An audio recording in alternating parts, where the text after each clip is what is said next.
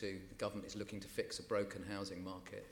And I think, there are always limitations on how much housing is going to be produced by the mainstream conventional builders. I think that's one constraint. I think the availability of a ready supply of land at the kind of scale that we've needed has been a constraint. I think there's been constraints around infrastructure provision in London. As we know, there's a need for large-scale strategic infrastructure to support housing growth at density, as well as often smaller-scale infrastructure. We've not had, frankly, sufficient public subsidy going in to deliver affordable housing at anything like the scale that we've needed in London. The planning system in London doesn't always operate as efficiently or as quickly as it might do. And then we've also had, I think, other issues, not least of which I think has been, rising build costs, difficulties with construction labour and the supply chains.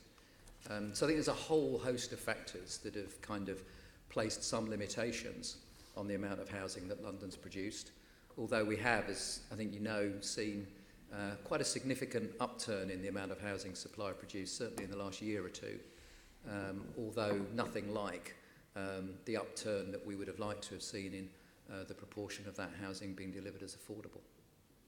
Haven't the basic building blocks of a decision to build a hut, to embark upon a building project, been pretty static over the past couple of decades? Then? By which you mean? Well, I mean the decision. Have there been huge regulatory changes? Have there been a massive reduction in land supply of land? Why is it that we've had this in the past 20 years? Because it was we were closer in the past to meeting the assessed need in London. Well, I think, of course, one of the things that's clearly happened in recent years is that the assessed need for housing in London has increased very dramatically, and we've seen that, very recently with the new London plan targets. So this kind of, in relative terms, explosion in household growth and population growth in London has placed a very different set of conditions on the amount of housing that we need and the type of housing we need compared to where we were 10, 15, 20 years ago. So I think that's a very real issue. In terms of other things that have changed, I think, there's been some pretty significant changes in the policy environment around affordable housing. We went from a situation of affordable housing effectively being social rented housing or shared ownership housing and one or two other products, but not many, to a regime where we went through a period of affordable rented housing, which was a major change, with quite a significant reduction in grant levels. And of course, the other thing that happened around about that same period, of course, was the financial crash in 2008, 2009, which had, for a while at least, a very profound impact, I think, on housing delivery in the city. So I think, there's been a period of significant policy changes, significant demographic and demand side pressures, and also, a major financial crisis over the last number of years. Is that an argument that you've just told us? There's an argument for reducing the number of products that are available to provide affordable housing. I don't want to move too quickly on to affordable. I'm not sure if it's an argument for reducing the number of affordable products. I think it's an argument for having perhaps more consistency and certainty around the affordable product range. I don't think it's necessarily very helpful to sort of chop and change policy priorities around affordable housing and grant conditions too regularly. I think it's useful to have longer term certainty. I think in terms of affordable products, there is an argument in London for a mixed economy around that. We do need rented housing. There's a very vibrant market for shared ownership housing. There's obviously a growing market, I think, for long-term market rented housing, and I think there's a very important market for intermediate subsidised market rent housing, if you like. So I think there is an argument for a mixed economy in London, but I think it would be useful to have a period of some certainty around those products and certainty around the funding and subsidy regimes that apply to those products as well. Investing in building homes used to be safe as houses. Is that different now? Is the risk greater? Why aren't we getting the investment coming in that we would have expected? Well, I think housing is still a pretty sound investment. There's still a lot of investment going into housing. I think, market cycles change, and we've obviously seen less investment going into the luxury end of housing, perhaps in London in the last few years.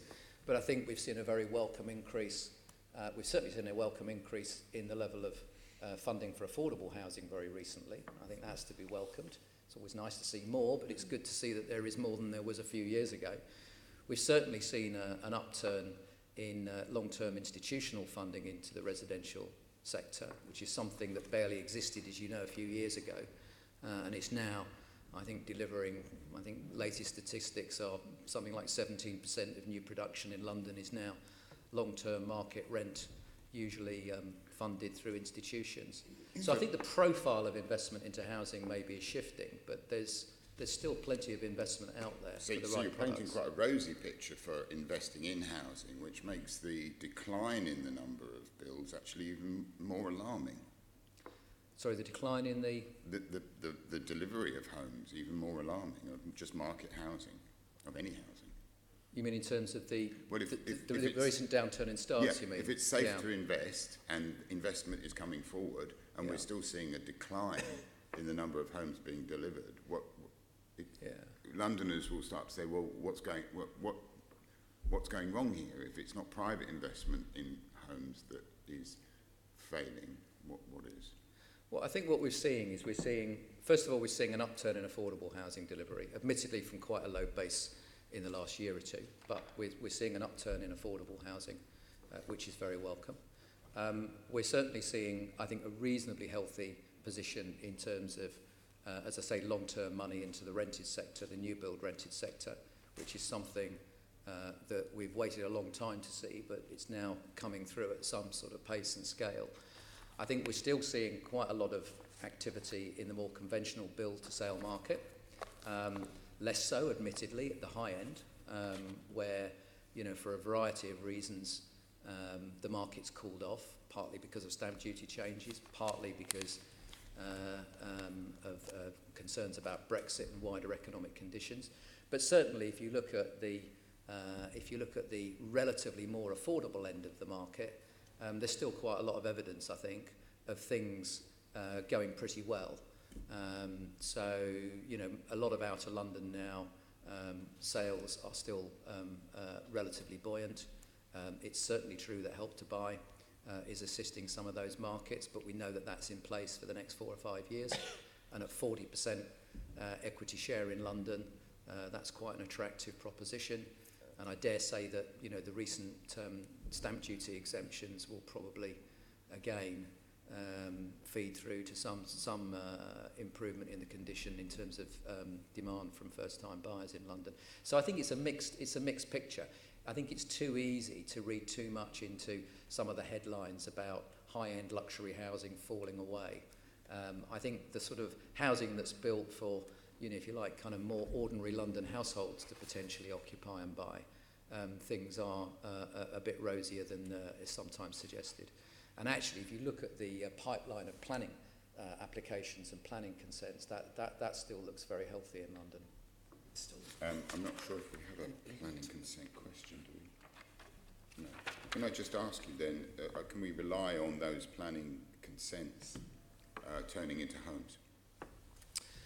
Well, that's a really important question, isn't it? I mean, we know that for a number of years we've had very large numbers of consented plots in London, and that's very welcome, but a lot of those plots sit alongside very large multi-phase schemes, and certainly one of our priorities at City Hall at the moment is to look at what can be done to accelerate some of those bigger schemes, get things moving more quickly than otherwise they would be, and certainly to bear down on those consented schemes that are not coming forward because in some cases they're not necessarily in the hands of people that want to build. In the main, I think they are, but whether it's looking at accelerating infrastructure whether it's looking at de-risking projects by looking at tenure mix, whether it's looking at other sort of partnership arrangements. There's a whole variety of interventions that I think are possible to try and do more to accelerate some of those large schemes and see them build more quickly. And we're going to see some action on that, aren't we? Yeah, absolutely. Can I give way to Assemblymember Devenish? Thank you. I wanted to ask a couple of points to do with what Oliver Letwin has been saying recently. On the consents point, obviously, are you going to be giving information to the government's review that he's going to be undertaking on the number of consents that are going through? Yes, we are. And I think when the Chancellor announced the review in the budget speech, I think he specifically referenced London actually as having, you know, over 250,000 consented plots, and he sort of used that to demonstrate that this is an issue that's worth looking at. We've looked at that quite intensely. We've done quite a lot of research to understand what sits behind those numbers. So we've told government that we're very happy to share that information and knowledge with them. Yeah, thank you. The other point he's made recently is on land banking, or rather public sector land banking. Do you agree with him that we really need to get the land out of the public control and give it to housing associations or CLTs or the market generally, so we can actually start building? Yes, I think that's right. I think what I'd say about the public land issue is I think it sort of plays two ways. I think, you know, it is definitely the case that there is public land in London that could come forward more quickly and be released for house building with colleagues in the housing association movement or the private sector. And we're working very hard with government and its agencies to try and make that happen.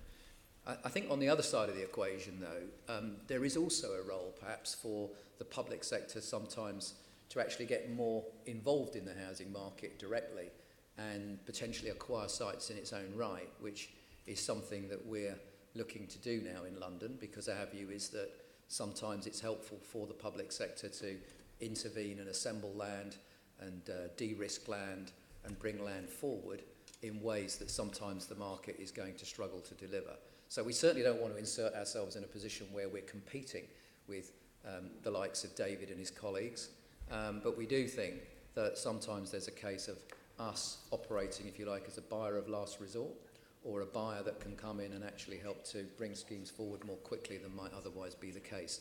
So yes, I think more public land should be released into the market to get homes built, but I also think there is a case for the public sector sometimes buying more land in order to get more homes built. Thank you. Yeah, a couple of points. I mean, you know, the point about housing being a good investment isn't the reason why, if you're buying a property, it's in London, it's seen as a good investment. It's because the price of it is high and going up, and it's high and going up because volume house builders are constraining supply. There's no incentive for volume house builders to build out quickly, and therefore for the price of houses to fall, is there? Well, it's an interesting point, and I mean, I have a lot of sympathy with it. I think, you know, if there were a volume house builder here, I'm sure they would say that in London, you know, if they get their hands on a site and they get planning consent, they want to build it as quickly as they can rather than lock their cash up. But they would say that, wouldn't they? But you're right. I mean, you know, if you're a volume house builder and you care about your share price, you're interested in building at volume if you're building into a rising market, not if you're building into a flat market or a falling market. And I said a bit earlier that I think what's going on in the London housing market at the moment is actually quite a complex picture. I think it's too easy to generalise from a few headlines. And I think there are very buoyant parts of the London housing market, and I think there are other much cooler parts of the London housing market. But that does mean, I think, that we need to adjust or sometimes recalibrate our kind of priorities and efforts to take account of some of the realities. And some of those realities at the moment are that if you are in a very high luxury end of the marketplace, you're probably at the moment going to be more reluctant to get started on major sites than you would have been 3 or 4 years ago. And that's a reality. It also means that, you know, as we face a number of economic uncertainties at the moment, and let's be honest, we do, because of external factors, you know, one needs to turn one's mind to how we can keep supply moving by working more closely with partners like my colleagues here today, by thinking about how we can de-risk or add incentives into the supply of new homes through helping with land assembly, helping with infrastructure, helping in some cases to, you know, think about the kind of tenures that we're building to keep building at pace. So I think, the important thing is to acknowledge those complexities, acknowledge the realities, and have, policy responses and investment responses that can adapt to those market conditions. On the question about land, I think land is the crucial thing. I mean, there's a great report out recently by Daniel Bentley from Civitas, which I'm sure you're aware of. The fact is, although I think that the affordability and viability SPG actually was really clever in terms of what it's trying to do within the mayor's existing planning powers, which are limited with this 2-year review mechanism, for example. I think that's really a really clever bit of planning policy. Isn't the truth that we don't really have the levers at City Hall in order to get to grips with the land market? We don't have the ability. I mean, if you want to incentivise developers not to sit on land, introduce a land value tax, which will incentivise them to make the best use of it and get some rent from it. But of course, there's no power here at the GLA for the mayor to implement any such policy, or really to put in place very much at all to tackle land banking. We hear government ministers, every year, the community secretary will make a speech saying, we need to get to grips with land banking. No policy, no actual policy put in place to deal with it. So isn't the problem we've got really that you need the government to give the mayor more powers, CPO powers, for example, at fair market value, aren't the things that, but they need to reform CPO laws, because at the moment you end up having to compensate someone based on the fact that their car park might be turned into luxury flats in 10 years' time. So don't we need those powers from the government to actually get to grips with the problem? Yeah, and we've spent quite a considerable amount of time, discussing these points and others with government, because you're right, Tom. I think the mayor's view is very much that a stronger suite of powers would make a difference. It's sometimes not even just about powers, actually. It's also sometimes it's about process and resources. So if you take CPO, for instance, yes, it would be helpful, I think, to have stronger CPO powers. They're stronger than they were a couple of years ago, which is great. But yes, I think there is further that government could go. But equally, it would be quite useful, I think, to have a properly resourced sort of CPO regime where, if you like, the kind of the inspectors and the tribunals and the arrangements that sit behind the CPO process, can operate as quickly as the government would like local planning systems to operate, for instance. So instead of being locked up for 18 months and sometimes 2 years in a CPO process, why can't we deal with those things in 6 to 12 months? So I think some of it comes down to more prosaic things, actually, even than just powers. But I think, in essence, you're right. More influence over land and planning, particularly land, would be, I think, pretty beneficial when it comes to a step change in housing supply. Thank you. Thank you. We are here focused on the Mayor's housing strategy, just to remind members that we're not here to have a debate about the entire housing market. But there are measures to do with land assembly, CPO powers set out in the housing strategy, which we'll be feeding back on, and that is useful to see, actually, that the Mayor's talking about these things. Assemblymember Cooper, you have a question. Yes, mine is a question about the context, though, and I don't think you can get away from that, Chair, in the sense of just only focusing in on the Mayor's strategy.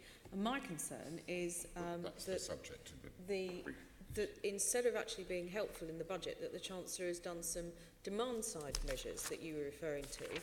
And although we are talking about supply, we don't seem to have had quite as much support in terms of the supply-side measures that we would need. And that seems to me to just be stoking the market even further and not actually assisting us with trying to help Londoners across the board at all price points in the market. So wouldn't it be better to have more support for the Mayor in terms of, perhaps additional powers, as Assemblymember Copley was saying, on the supply side? I mean, that's got to be the area we focus, rather than, this nonsense of cutting, stamp duty, but actually at the same time not really doing anything serious to help, supply side. Yeah, I think that's quite a powerful point. I think I think the OBR's calculated that the actual likely cost per person it helps for the stamp duty exemption amounts to something over £900,000 a person, which, if they're correct, does suggest it's not necessarily the best value for money mechanism to support house buying. But notwithstanding that point, it's not my point, it's the OBR's. I think you're right. And one of the points that I think, the Mayor's made, quite consistently, I have to say without, 100% success so far, is that if you are looking to optimise the outcomes in terms of housing supply for a given level of effort from government in terms of money and policy, then, going back to the point I was making a few minutes ago, one needs to acknowledge and respond to the particularities of different types of housing market. And at the moment, unfortunately, we sort of have a housing policy which is really not very different in Carlisle or Hartlepool than sort of Islington and Croydon. And the London housing market is, I wouldn't say unique, but it's very, very specific, as we know.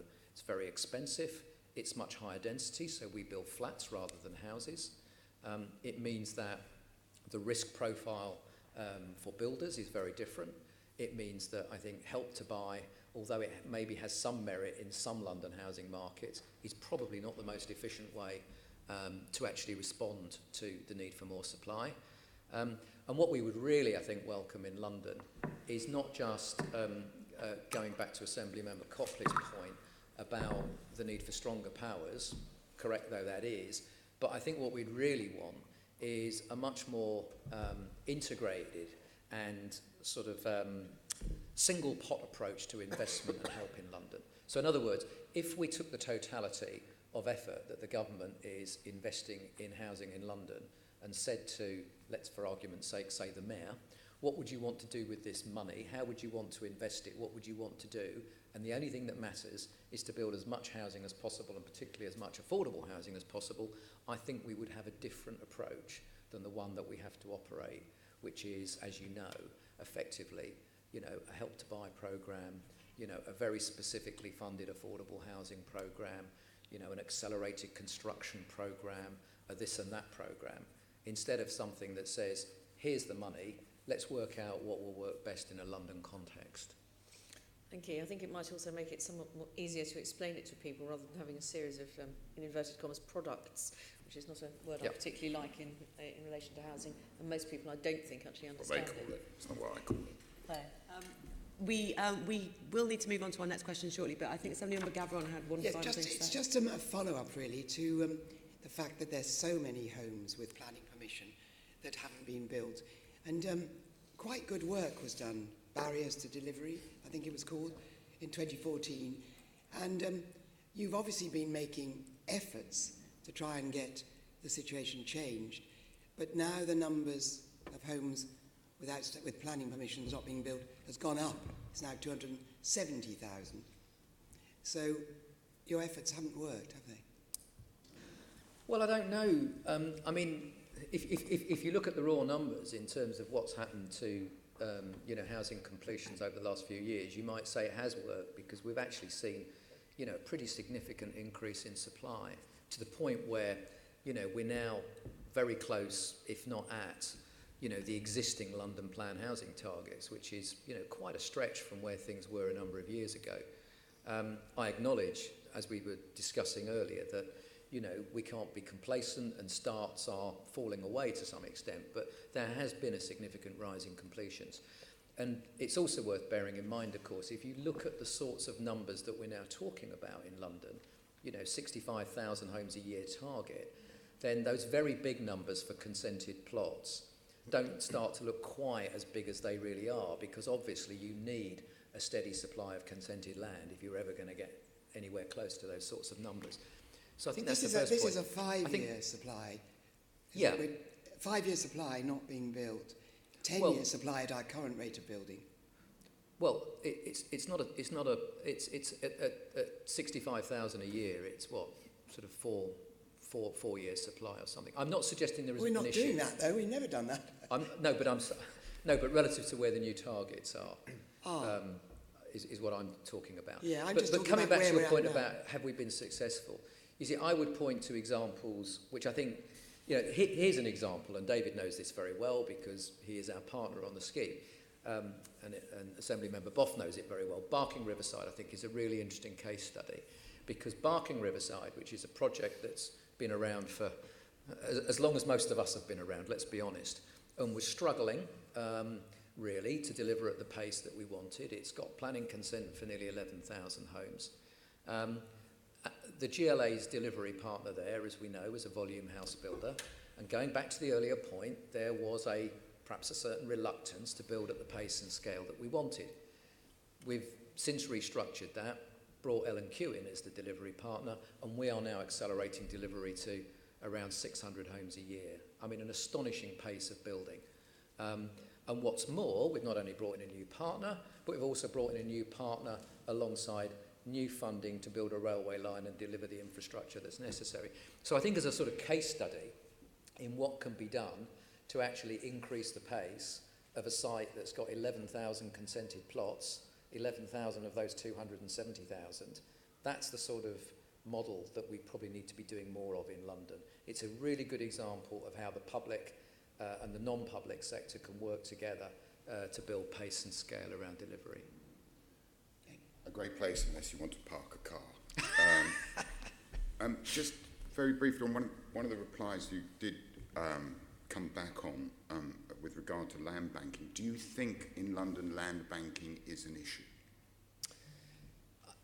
I think it is an issue, but I don't think it is the issue. And I think it's too easy to sort of simplify the 270,000 consented plots issue into, my goodness me, that means that builders are land banking. Most of those sites are not land bank sites. No, just to move us on, because if you could supply us with evidence that you have of whether or not land banking is an issue in London, and not only copy it to us, but copy it to the Office of Fair Trading, who repeatedly can't find evidence of it. So can we now go on to the next question? Why has the number of affordable completions been so low in the last couple of years? I think a number of reasons. I think one, we have this cycle, don't we? Or we have had this cycle where we have a kind of affordable housing program that's linked to a financial settlement from government, and then things escalate, and then you come to the end of a program, and then there's that fallow period before a new program kicks in. And I think that's part of the explanation. I think another part of the explanation is that in what has been, let's be honest, a relatively feverish residential market until recently, there's been a period of, frankly, overbidding for land, and land values have been bid up. And then what's happened is that the planning process has, reluctantly or otherwise, endorsed levels of affordable housing that, because of those very expensive land transactions and admittedly other on-costs, have come to the conclusion that it's not viable to produce the levels of affordable housing that certainly the current mayor would be looking to achieve. So I think it's a combination of factors. It's some to do with programme, some to do with the way the planning system has interacted with land markets and the cost of building. I think it's also got quite a lot to do with the fact that there has not been sufficient public subsidy in the affordable housing system per se. It's also not been helped by the fact that we've been through a period where, although local councils have become builders again, they've been unable to build at the scale that we would have liked to have seen for a number of reasons, not least the borrowing caps that impact on them. So I think there's a range of factors, but those would be among the key ones. It's just completions have declined, but also starts have declined as well. And one would have thought the mayor, not so long ago, patted himself on the back and said how successful he was in negotiating a record settlement with the government, 3.15 billion. You look back, it isn't actually a record, but it's close to it, so fair enough. Now he tells us it's not enough, and that he's actually started fewer than his predecessor, even with more money. How's that happened? Because the current mayor has come into office at a time when new affordable housing starts are at a very, very low level. I think for the reasons that I've just described, And of course, the new settlement, the 3.15 billion, which was negotiated earlier this year and back end of last year, is only going to kick in over the next year or two. So as you know, that's a funding settlement to deliver starts through to March 2021 from this very low inherited base. So inevitably, it's going to take time to kick that programme into top gear. So yes, the year that we finished last April, I think we had starts at just under 9,000, pretty low figure. We'll see more starts this year. We'll see still more starts next year, and then it will ramp up to what will be a very high number over the final 2 years of this programme. I mean, the Mayor did in his manifesto promise to deliver in every year of his mayoralty an increased supply of homes. That's not happened in his first year, the first test of that promise, and he's failed to do that. Why is that? Well, I think, the numbers I've got are in 16-17, there were just shy of 9,000 starts, affordable starts, 8,935. In 15-16, that figure was under 7,500. So a modest increase. In total building? No. That promise was related to all homes? So I'm talking about affordable starts. Right. I'm talking about the programme or the tenures that the Mayor's responsible for, if you like, because he has control or some control over affordable housing. Homes have gone up. All homes have gone up. Well, not from starts. They haven't. 20% down on my figures. So we've got a situation where we are quite, you said it's going to take time. How many are you promising to, you say that we've started just under 9,000 affordable homes so far under this Mayor's term. When are we going to start to see that ramping up? When is it? Is it next year? Are we going to see a bigger figure than that? I think you'll see a bigger figure than that this year. And our year obviously runs April to March. So I think we'll obviously be reporting the figures to the Assembly in due course. But I think you'll see starts significantly higher than last year. Right. And then I think in the following year you will see starts significantly higher again. So I'm very confident that we will see a rising line of housing starts as we head towards that 90,000 target figure in 2021. Right. What, given the current political and economic uncertainty, do you expect delivery to pick up much in the coming few years? Oh, in overall terms, you mean? Well, do I expect it? It's a sort of standard question, actually, because there's always political uncertainty. I mean, but it's just... Yeah, I think there are probably, in some respects, more uncertainties than we've had for a number of years at the moment. But do I expect to see activity pick up? I would certainly expect us to make every endeavour to see it pick up. And I think on terms, we should be reasonably confident that it can. And one of the reasons for that is actually the point that we've just been discussing, which is I think we are going to see a very considerable increase in sub-market housing delivery. That's going to ramp up very considerably over the next 2 to 3 years. In which case, even if we don't see traditional market sale activity increase dramatically over the next couple of years, and I think it's not unrealistic to think that may be the case. If you add in a very significant increase in affordable housing, then we may well see some quite healthy numbers emerge. I think the other factor that's potentially significant in this is what happens in that sort of new build-to-rent sector, which is emerging. I think I said that something like 17% of new housing production in London is now coming forward as purpose-built long-term market rent.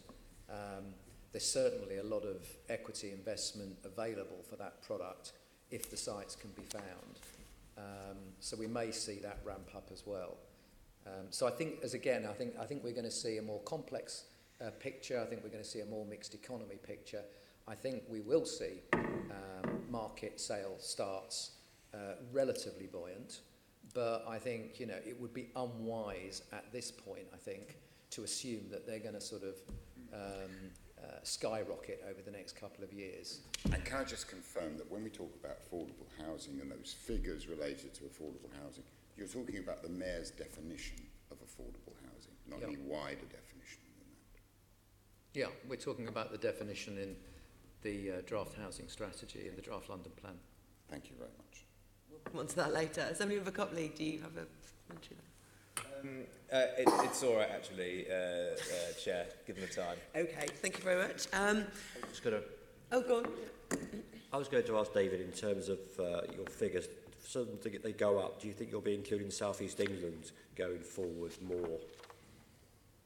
I'm sorry, I didn't catch the... To get the figures going up, do you think because of the market, the situation in the market generally, you'll be, the market overall, we're looking at the South East of England and London? I noticed that the London plan, Jaws was particularly talking far more about London and South East.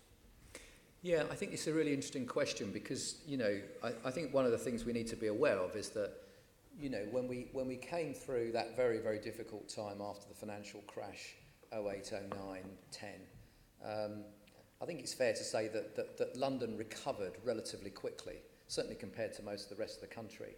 And certainly in housing market terms, things became, we got into a growth position in London, I guess in, 2010 onwards, when a lot of the rest of the country was flatlining. We're now in a position, I think, where, certainly some of the market forecasters are suggesting that London may be in for a period of, relatively static capital growth or value growth. And actually, the regional markets may be enjoying a better time from a development perspective. And I think that's really quite significant because it does mean that we certainly shouldn't be taking anything for granted in London. We're going to have to work perhaps a bit harder to retain that competitive advantage when many house builders, and indeed many of the larger housing associations that operate in London, also operate in those regional markets. And they're going to be making decisions all the time about, where are the best markets to invest, where is the risk best spread, and so forth. So I think there is a wider regional piece that we need to be aware of. We can't think of London in isolation. Thank you. Thank you. So I'm going to ask some questions now, focused on delivery of the sort of targets that are actually there in the housing strategy. Now, we've had our complaints in our previous meeting about the order in which documents have been coming out. The London plan came out last week, before the end, less than a week before the end of the consultation on the housing strategy.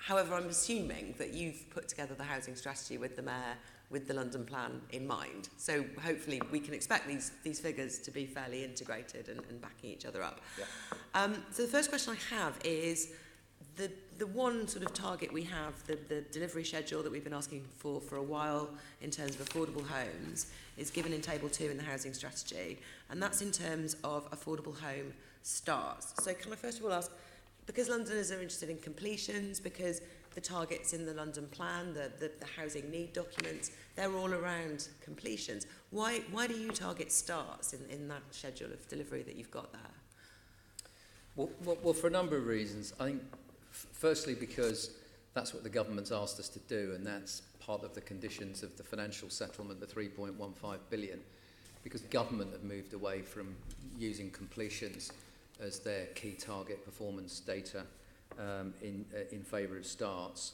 They asked us to do the same. So it was a condition of the settlement. I think the second reason is that in many respects, starts is a better indicator to use. Part of the problem with completions is the issue we were talking about a little earlier, which is that, this obsession with completions does mean that you end with this kind of hockey stick at the end of a programme. And then there's this sort of, this period, this fallow period, when you have to rebuild a programme. Whereas if you're focusing more on starts, then it's easier to build a programme over time where you have a kind of steadier state and a more sustainable profile. So I think it's useful in that respect. I guess the other thing to add is that, starts in a sense are kind of easier to kind of monitor and manage, and perhaps more important. There are sometimes reasons why completions are delayed. So I think there are a number of very legitimate reasons to focus on starts. And of course the other thing about starts is that every start, generally speaking, turns into a completion. So it's not that we're not going to be completing homes. And as you know, we also we do report on completions to the Assembly at the same time we report on the starts position. Okay, yeah, and we'd expect, I think, in the housing strategy to also see a target for completions to be monitored as well. That's the problem I have, I think, that the strategy itself doesn't set out completions. So trying to marry that up with the London plan is quite difficult in lots of ways. Can I ask a bit more about this hockey stick effect? You say that when you're sort of targeting completions, that leads to, and we can see it in the charts, this thing rises and then falls and rises and falls. Is that because grants aren't given until they're completed, and then there's a cut-off date, so people are rushing to finish so that they can claim the grants before the programme ends? Yeah, that's partly it. And of course the other reason is because, if you're measured on completions, it's really important to hit your target. So there's this kind of mad scurrying around, sort of beating up our partners. And, it also means that contractors usually have a heyday, of course, because, they know that, there's got to be a completion by March 31st or the grant goes. And so, all sorts of games get played. And it's just not a sensible way to run a programme. It's good for contractors. It's bad for managing a programme. I don't think it's particularly healthy for housing association partners. Much better to try and build to a position where we've got a much steadier pipeline that doesn't have this, this relentless cycle that's really been a bugbear for those of us working in affordable housing for many years. So under your new funding programme, are you able to give grants sooner than when things are completed as well? Is there more flexibility there?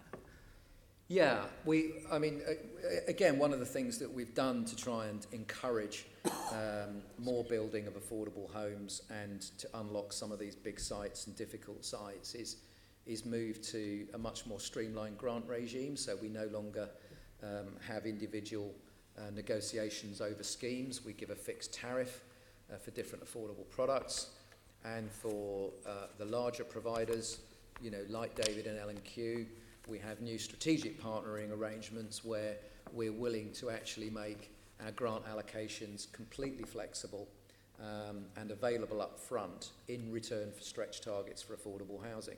And I think that's been widely welcomed and is being widely used. So if money comes forward, up front, and that money can be used, to buy land or de-risk land, and in return, we get a guarantee of delivery and bigger targets than we would otherwise get from organisations like L&Q and others. We're happy to do that. So we're, on terms, we're willing to be very flexible with grant these days. Okay, can I ask David from L&Q, this all sounds quite helpful and constructive towards you. Are you in favour of the starts versus completions target? Are you happy to be measured on starts? Yes, we are, for all the reasons that David outlined. It enables us to manage a programme far more smoothly than we would otherwise be able to do, and it's a pretty good lead indicator for completions. Okay. Clare, do you have any comment on that yourself? I mean, we'll get to you later and talk about the extent to which you're... I think the issue for smaller housing associations is that you would tend to have one development programme going on at any one time, and you'll get to the end of that and then you'll have to look for the next land and stuff. So the issue for us is more about either maintaining the staff or the expertise within the organisation and having some consistency. So I think that a much broader, more simple system of programmes, as you were talking about before, and having that spread over a period of time and certainty is the key thing for smalls. Okay, yeah, that makes sense. In terms of borough by borough allocations and targets, the housing strategy sort of sets out there, and it came in the funding announcement earlier this year, how much so far has been actually allocated to different boroughs. It doesn't, I mean, it's sort of, I'm looking at the borough targets within the London plan for overall housing supply, and they're not split up by tenure, so we can't tell within each borough how much needs to be affordable. Across the piece, 65% of homes in the new London plan, according to the need to be affordable. But your affordable housing grant allocations by borough, are they informed by the new distribution that the Mayor's announced in the London plan for how much housing each borough needs to supply? No, we don't allocate our affordable housing investment programme in accordance with borough targets in any kind of formal sense. So the short answer is no. What we're interested in is overall deliveries for the boroughs to make sure that they get as close to their targets as possible. So the short answer is no. Okay, so it's a bidding system, essentially. It's a bidding system. Yeah. Can I ask David, I mean, you're getting, we'll talk about this later, you're getting a huge amount of the affordable housing allocation. Not all of that's been decided where it will go yet in terms of your deal. Will the new borough targets that are in the London plan, which are different than they were before, will that inform where you target your affordable homes It's plans? certainly one of the things that we'll take into consideration, but our programme tends to be opportunity driven. We'll work with those boroughs that want to work with us. The more ambitious boroughs, such as Barking, will get a greater share of our programme. So the ones with the higher targets may be approaching you for help rather than the other way around? Yes, it is. Sean, can I just sorry, yes, go on. Can I just ask David, how many of the 33 boroughs will you be trying to work with? All of them. We'll work with anybody that wants to work with us. Yeah. But realistically, We've got how many do you think you will work with? Well, at the moment, there are 1 or 2 boroughs where we're not doing anything, but we work across the whole of London, and we're very happy to work with anyone. Thank you. Thank you. So keeping with David then in terms of the targets, I've been discussing with the Mayor about the affordable homes targets and where grants go. And these affordable homes starts targets that you've set, the delivery plan, they are gross homes. They don't take into account any demolition that might happen in the course of creating those new homes. And the grants don't take that into account either. And yet, again, the London plan, the targets we have, the need for affordable housing, that's net. How is that reconciled? And how can we monitor the delivery of affordable homes if some of these homes that are in your delivery plans may already exist and may in fact not be new? It's true that our targets are measured on gross starts and ultimately gross completions. That's true, and it's also true that means that there are that the net position is obviously lower than the gross position insofar as some of our programme is associated with demolitions and reprovisions. It's a pretty small amount. I haven't got the figures to hand, but they are available. But typically, the vast majority of our programme is net new build. Can we ask you to perhaps give us those numbers more consistently? Yeah, I mean, I've been trying to dig into this, asking the Mayor on the small amount. Obviously, this year's a small amount so far, but I've been finding out how many grants this year have gone on to replacements for demolished homes, and it is a few hundred. And if you think about the rate at which we're going to magnify this programme, we could be looking at a much higher number that we need to sort of actually take off what you've achieved because it isn't net. Yeah, that's right. And ultimately, we need to be building, as you say, an awful lot more affordable housing than the 90,000 starts that are in our programme at the moment. And we've done an assessment about the cost of building the affordable housing that London needs according to the new SCHLAR figures, the 65% that you've already alluded to. And, we know that at current grant rates, that would cost about 2.7 billion a year, which is about 5 times what we've currently got to invest. So, the scale of the challenge relative to the resources that we have remains an issue. Yeah. Okay. Well, if you're commit to add those tables and targets to the final strategy, that would be incredibly useful. Are there any other policies in the strategy that will seek to guard against this kind of net loss that might take away from the investment that you're making? Well, I think so. I think the Mayor's you know, the new mayor, or the not so new mayor, has made it very clear that he wants to, if you like, make sure that there is a consistently high bar for those schemes coming forward for demolition and redevelopment, estate regeneration, if you like. And there's obviously been a lot of discussion about that, not least because we published the draft Estate Regeneration Good Practice Guide. I think we can expect to see the final version of that very soon. Do you have a date for that? I think that is very soon, imminent. And that obviously sets out a set of expectations, not least that far from being, you know, the first presumption, it should be very much the last presumption that you knock buildings down and re-provide. So I think, you know, the bar is going to be a little bit higher. Doesn't mean that estate regeneration isn't a good thing to do. Doesn't mean that it won't continue to be a significant part of the overall picture in London. But it does mean, I think, that, you know, it will only be supported by the mayor where it is fully argued, fully justified, and most importantly, obviously supported by local residents. Will that include giving them a ballot? Can you tell us? I think we'll have to wait and see what the final version of the Estate Regeneration Guide says. We hope to see it there. Assembly Member Cooper? I'm kind of anticipating that it's quite likely that it's going to come out in January at the latest, I'm hoping.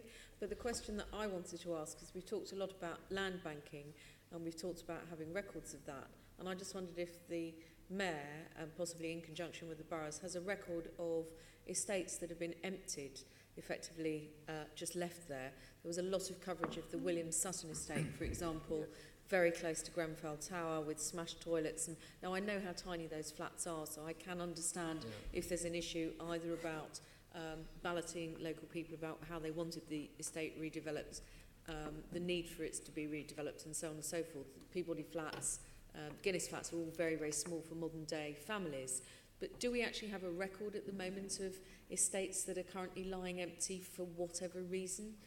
Because it strikes me that that is quite offensive to Londoners and it's something that it would be really good for the mayor and your team to really get on top of. I'm sure David might and possibly Clare might have a view on that as well. But, you know, obviously if you're waiting to do a big development, sometimes you can end up with empty buildings and it does strike me that we've moved away from short life and it is offensive to Londoners, I think, to see that. I completely agree. I mean, we obviously do have a record in London of long-term vacant homes across all sectors. So that is available. And the good news on that is that long-term vacant homes in London are at a record low level. That's not to be complacent, but they are at a record low level. I think particularly, though, when it comes to social housing, you know, it's extremely important that properties are not left vacant without a very clear reason and with not just an expectation but a plan to redevelop and reoccupy those places. Do we have a comprehensive record?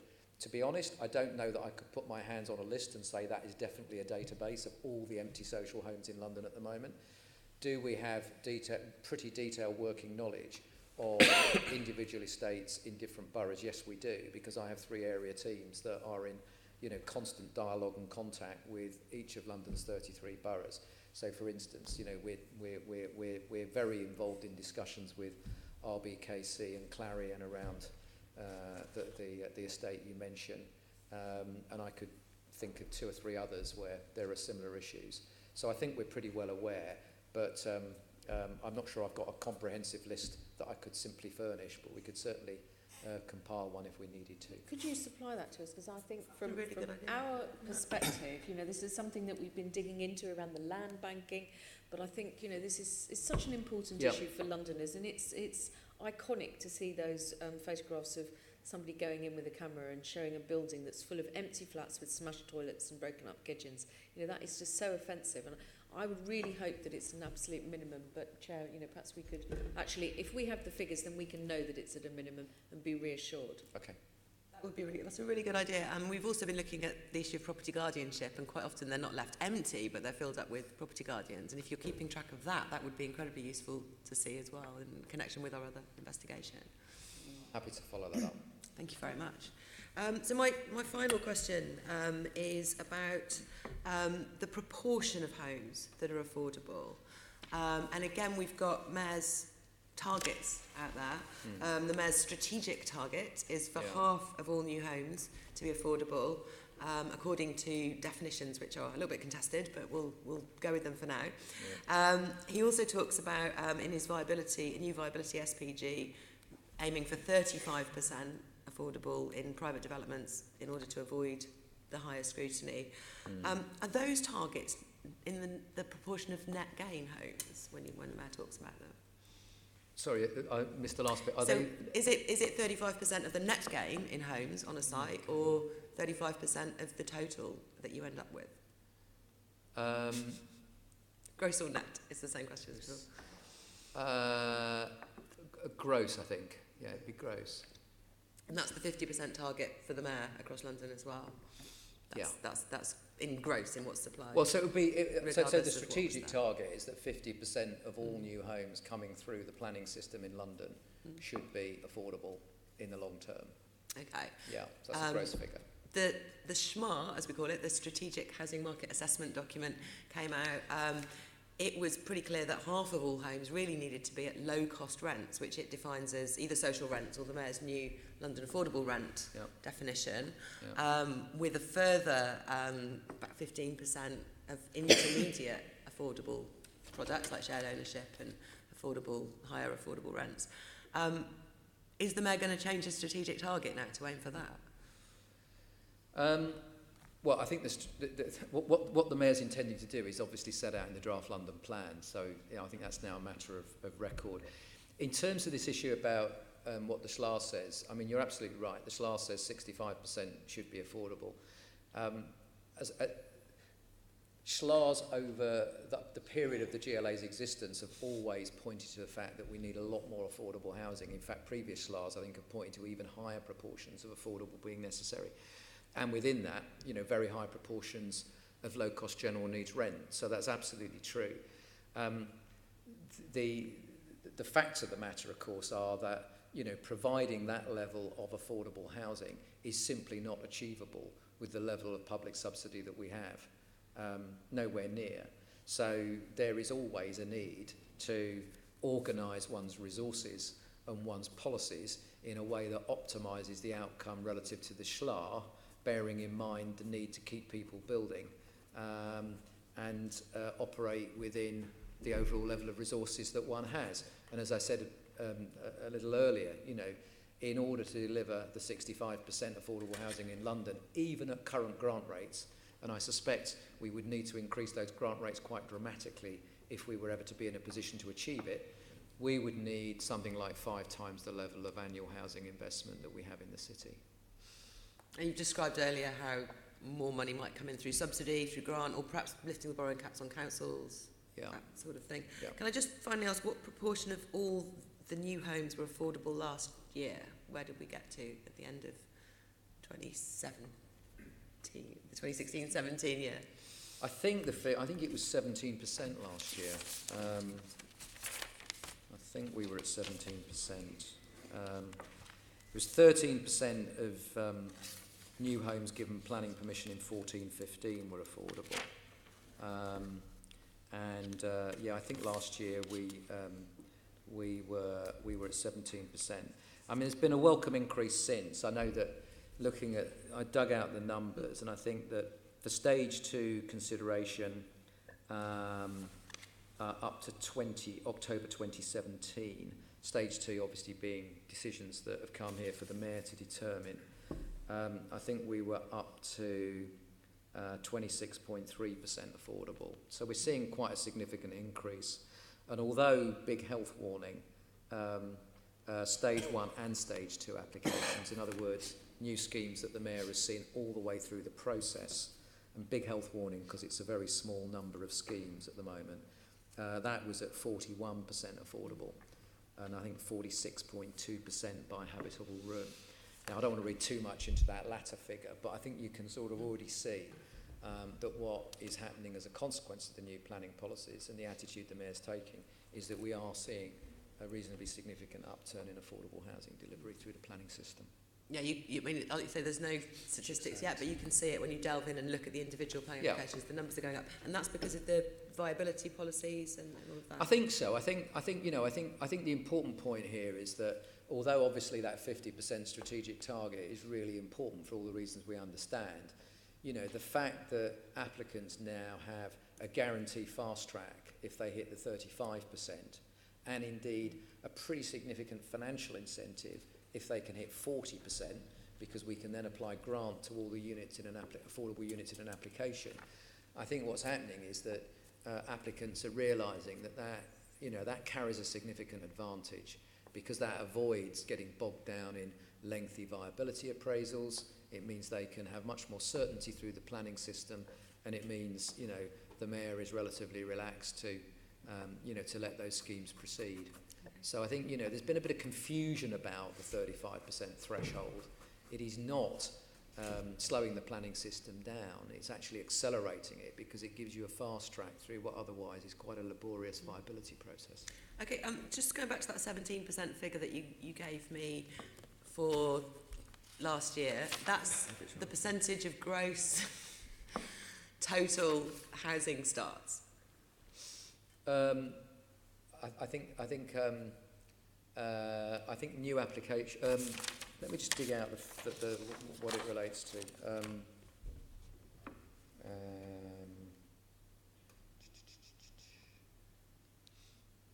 And while you're there, sorry, let me just be clear. I've got it right. It's actually LDD data. So it's the London Development Database data. So that's what monitors so that's planning. not the proportion of starts, that's the proportion of planning permissions it's given. 17% of net additional homes in 16, in planning 17. applications that were approved during that year. Yeah. And do you know the 10-year split there? Do you know how many of those are social housing? Yeah, I think so it was 17%, and the number of affordable homes, that 17% related to 6,700 affordable homes. And that's against the highest number of market homes for at least a decade. So we had 32,800 market homes, of which 6,700 affordable homes. And within that 6,700 affordable homes, 3,900 were either social rent or affordable rent. So, in percentage terms, that's 9? It's it's probably about 8 to 9%, I think. Okay, thank you very much. Member Copley, I think has some follow-up questions. It's just going back to the sort of mayor's strategic target. If we're going to be evidence-led, why wouldn't, regardless of how much affordable housing the evidence says we need, why wouldn't the mayor's strategic target reflect the assessment of the objective assessment of need for affordable housing? Why not have a 65% strategic target, given that's what the evidence tells us we need? Well, I guess the answer to that is because there needs to be a sound plan, and I guess when the draft London plan gets to the EIP and the planning inspector, this is going to be a big part of the discussion, I would imagine. But I think, it would probably be unwise to have a plan that says there will be 65% at this point in time, because it would be very, very difficult to evidence. But isn't it not will? Should. Well, sure, the target is should, because it's not a, it is a long-term strategic target rather than you have to do this every year on every application. Yeah, but there's still a soundness test, isn't there? There's still a soundness test. And I think, if we are building, if we were building at, 65,000 homes a year to meet needs, and we were building at 50% affordable, then I think what one would find is that 65% figure would be revised anyway, because you would actually be catching up with unmet needs. So I think, this is probably more a question for the strategic planners than the Executive Director for Housing and Land, but I think it is very much wrapped up with a test of soundness at an EIP. Have you modelled what effect increasing the requirement for affordable homes has on the market, on the value of market homes? So increasing the proportion of affordable house on market homes. And it's the question, Have you modelled it? have we modelled it? Have we modelled it? Well, I suppose, in a sense, yes, because, I think, this is the kind of bread and butter of, our viability team, because, clearly every application that comes to the mayor goes through, a viability appraisal of sorts. And in that respect, it's a constant modelling of scheme by scheme. What is the balance and relationship between build for sale and affordable housing?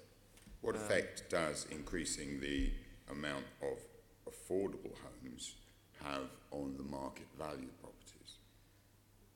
Well, it's difficult to say, but probably very little, actually, because I think the point about market sale homes is that market sale homes generally sell for what market homes can sell for, and the variables come down to things like, all sorts of things, including land value.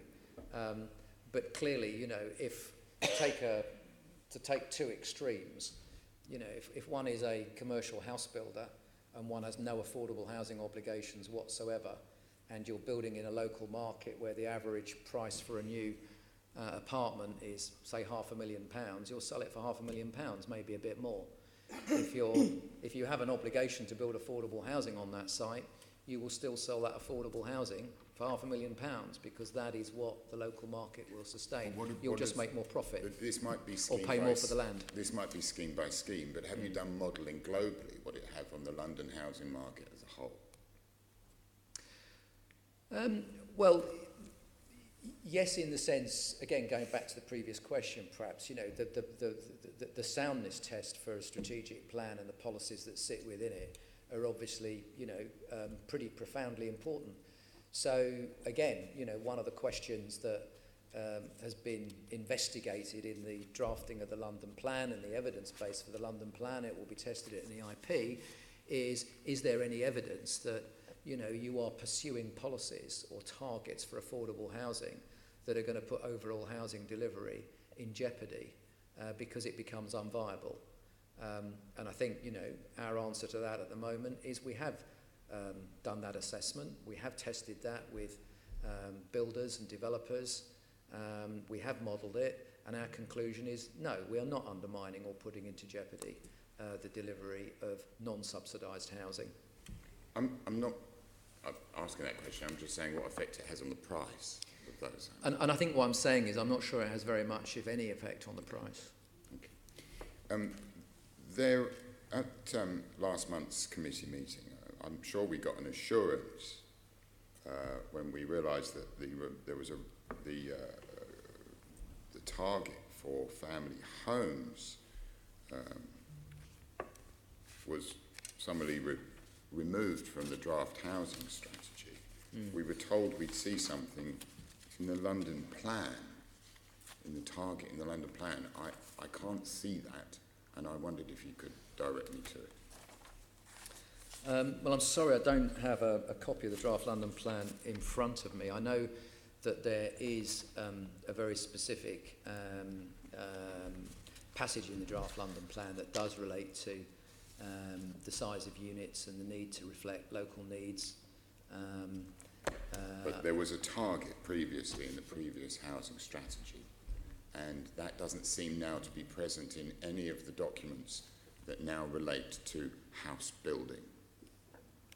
You mean there was a target? There's a target in the current draft housing strategy for larger units? In the previous strategy, the previous strategy to this, there was a 36% target for delivery of family homes. Yeah.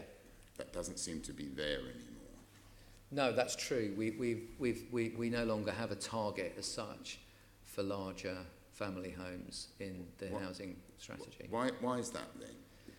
Because we think that firstly because we are interested in trying to support as much affordable housing as possible, and a particular need for 1 and 2 bedroom units, partly to release larger family units, because we know that there is pressure because of the spare room tax, the bedroom tax, for downsizing. So one of the things that we're looking to do is to encourage a build programme that can enable that to happen. How many are you expecting to downsize as a result of removing the family, as a result of removing this target? Well, we don't have a specific target that we don't have a specific target for the number of downsizers. But what we have done is respond to requests from providers to enable them to put those opportunities together locally. And I think that in terms of starts, we are still seeing, reasonably significant numbers of larger units delivered through the affordable housing programme. So, 19% of starts in 17-18 were 3-bedroom plus. So you're hoping that the 1 and 2 bedroom flats which will be built will be used for downsizers? Well, in part, yes. Sorry? In part. In part. Mm. What instructions are you issuing to developers or partners, and how many of those will be allocated for downsizers? Well, as I say, we don't specifically allocate for downsizers. So there's no target in the plan. You're not negotiating any particular target with developers, but you're hoping that it's going to happen. Well, bear in mind that our affordable housing programme is delivered via, housing associations and boroughs partners, all of whom have, quite a big interest in managing, very pressing waiting list conditions. So most of them are interested in doing what they can to manage their stock as efficiently as possible. So many of them, probably most of them, have got quite active policies to try and manage downsizing when possible. We've also got a housing moves arrangement in London where we top slice a proportion of new builds so that we can do cross-borough moves that can help with downsizing. And as I say, I don't think that one shouldn't take away from the fact that we no longer have a very specific target to mean that we don't support larger family units where there is a local need for it and a local demand for it. And that's why 1 in 5 of the new starts this year are for 3-bedroom plus units. 3-bedroom plus. And according to the SHMA, or used to be, perhaps you changed that, a family home was determined that was specified as 4 bedrooms plus. How many 4-bedroom plus homes do you feel will be built as a result of these changes? Well, I'm sorry, Chair, I don't have the 4-bedroom figure to hand, but it will be a very small number. Very small number. I appreciate that. Are you aware of the Assembly's? I'm sure you have read the Assembly's report into overcrowding. The Housing Committee's report into overcrowding, and you're familiar with that document? Indeed. And are you familiar in that document that some of them that there are 250,000 homes in overcrowded conditions, which means it's well over 300,000 young people being brought up in overcrowded conditions, and they don't feature in the SHMA figures? Yeah, and absolutely, overcrowding so, is... Mr. Lunts, what are you going to do about that? Well, as I say, we are perfectly happy to support the funding and the building. So you're leaving it up to the boroughs? You're leaving it up to the boroughs, or is the mayor himself going to say, I think this is important, I think overcrowding in London is important, and I'm going to solve that problem by having a target? He seems to have abandoned that. So what is there that you can tell me about in the housing strategy that says that the mayor gives a damn about family housing at all? Well, I think if one goes back to both the housing strategy, the draft housing strategy and the draft London plan, there are policies in those documents that relate to the need to make provision for larger units. It is true that we no longer have a specific target for that. Without a target, Mr. Lunts, it doesn't get done. Well, I think with respect, what I'm saying is it does get done because the figures that we have suggest that it is still being done. And in fact, this was proportion... under the previous target. These were the previous 36% targets. That's why they're happening. Well, no. Actually, this year's the 17-18 starts are not. They're starts that are the responsibility of the current mayor. And the important thing here, of course, is that while overcrowding is a terrible problem in London, so too are many other issues that our affordable housing programme is designed to meet. And clearly, for each 3-bedroom, 4-bedroom affordable unit that we fund, it means that the cost of that subsidy, both from our point of view and providers' point of view, means that there are other affordable units that simply won't get built. So there's always going to be this balance to be struck. Basically, it says to me that you're not going to proactively push for more family homes to solve the overcrowding crisis that we have in this city. Well, that's effectively what you've said. You're leaving it up to everybody else except the GLA.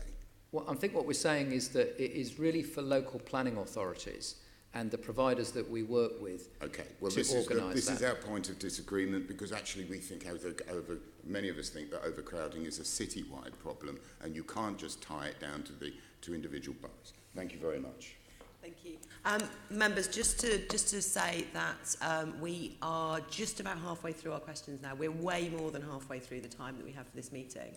So if you can be a little quick with the final questions that we have for David Lunts about targets, that would be great. And if, David, you can be as quick as you can answering, that would be great too. And we have lots of questions for the Housing Association. So if Assemblymember Copley wants to finish off, and then Assemblymember Curtin's. Thank you. I mean, I'm very concerned by the targets that come out of the SHMAR. So 4+ bedrooms is 15% target, 55% for 1 bedroom. Now, I fully support an ambition to get people to downsize and free up bigger houses, but number one, you need to have incentives in place for people to do that. Older people don't want to downsize to a 1-bedroom flat. They want to downsize to a 2-bed, and you've got 55% 1-bedroom, 16% 2-bedroom. I'm really worried that you are not going to end up achieving the outcome that you want to achieve, and that perhaps you need to revisit some of the assumptions here so that we start delivering more family-sized housing, particularly on the affordable side. Well, it's a fair point, but a lot of this comes down to, what can you deliver with a given level of subsidy and investment?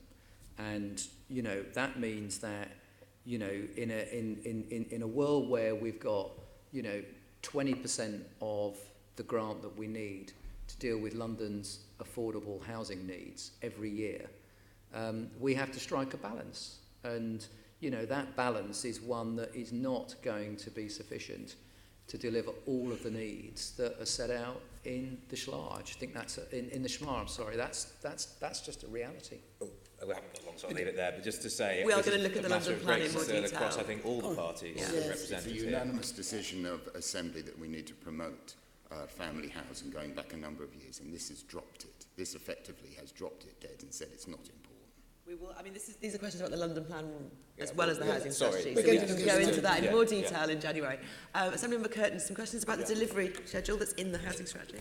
Sure, thank you, Chair. I'd like to ask about the targets for starts. They're now quoted as ranges rather than a specific figure. So, for example, this year the target range you've got is 12,500 to 16,500, so it's a range rather than a single figure. Mm-hmm. Why have you moved to expressing them as a range rather than a single figure? Well, the reason for that is, number one, because it's quite a long-term programme. It's effectively a 5-year programme, and as we've already discussed, it's being built from a very, very low base. With actually a very ambitious number. 90,000 affordable starts is a very ambitious figure. So it's simply not possible, particularly at the beginning of a programme of that scale and ambition, to be completely specific year on year about where we will be on starts. I think the positive news is that we've got a very strong position in terms of bids from partners. We've got the vast majority of the money allocated and the vast majority of those 90,000 targets settled against providers. But an awful lot of those numbers do not yet sit against hard and fast schemes. So over the next 3 to 4 years, there's going to have to be a lot of work done to assemble sites, to get planning consents, and actually settle that programme down. And that's why we've come with a range, because if we simply picked a figure for each of those years, the only thing that's erasing certainty is it would be the wrong figure. So that's why we're looking at a range. So if you sort of hit the bottom of the range this year, you'd expect to hit the top of the range further on in 3 or 4 years' time. Is that how it works? That's right. Okay. And obviously I'm very keen that we try and get closer to the top of those figures, because it means we don't have to do quite so much in the later years. Yeah. Now this year, 2017-18, you've got the range, the minimum, the bottom of the range is 12,500. Yep. The top is 16,500. But I understand that in the first 7 months of this financial year, there's only been 570 starts recorded, which means you're going to need about another 12,000 starts to even hit the bottom of the range. Are you confident that you're going to hit that, even the bottom of the range this year, when there's been so few starts so far? In the next 5 months, you need another 12,000. Well, it certainly does look like a very low figure for starts, given that we're sort of more than halfway through the year. I acknowledge that. The reason for that is partly because we're building a new programme, but also largely because we have not yet settled all the contracts with our providers. So we have more than 60 contracts around London with different providers, large and small. And until we get our contracts signed, we can't actually log starts onto the system. So I can with confidence tell you that the number of starts this year is considerably higher than 570. It's just that our system won't log them until we've got our contractual position signed up. And we will have the rest of those contracts signed up very early in the new year. So you will see that figure increase quite quickly. Okay, right, that explains it. So what are your contingencies for boosting supply if only the lower end of the range is delivered each year? Say you get to 2020, 2021 and you've still only hit the bottom of the range. What are you going to do about that? Well, we manage this programme very, very closely. So we don't, set a range and then wait and see what happens, at the end of the year or whatever. We are constantly monitoring and managing these programmes. We have quarterly meetings with all of our partners to make sure that things are on track. So in terms of contingencies, it's a constant position, and we will always be asking partners, what can we do to help? Is there anything we can do to, work with boroughs to help to resolve any outstanding planning matters, whatever it may be. It's a constant dialogue. I think beyond that, and this is really important, is that because so much of the programme is contingent on schemes that are not yet firm schemes, which we can't be relaxed about, even though some of those schemes are nearly 4 years away from starting, we will also work with our partners to help them with things like land assembly and other efforts to bring sites into production, which is one of the reasons, of course, why the Mayor's recently announced, the new £250 million land fund, and why we've taken on some additional staff to help us with a much more proactive interventionist approach to sorting out land and opportunities for partners to build affordable housing on. So it's a whole range of things, some of which are happening constantly and some of which are going to be organised through the new business around our land fund. Thank you. Great, thank you, members. And now we move on to asking some questions to the Housing Association, starting with Assembly Member Gaffron. Thank you. Thank you for your patience. David, this is a question for you, though to a certain extent I think some of the answers already been covered, which is about, I imagine you're pretty enthusiastic about the new affordable housing programme compared with the last one. Is that true? Yes, it is. We are seeing far greater ambition, far more flexibility, far more support, and so the Mayor's ambition coincides with the ambition of the housing association sector, and it will deliver more homes, more affordable homes. Can you delve down a bit? What does that flexibility give you? Because it's mainly about flexibility, isn't it?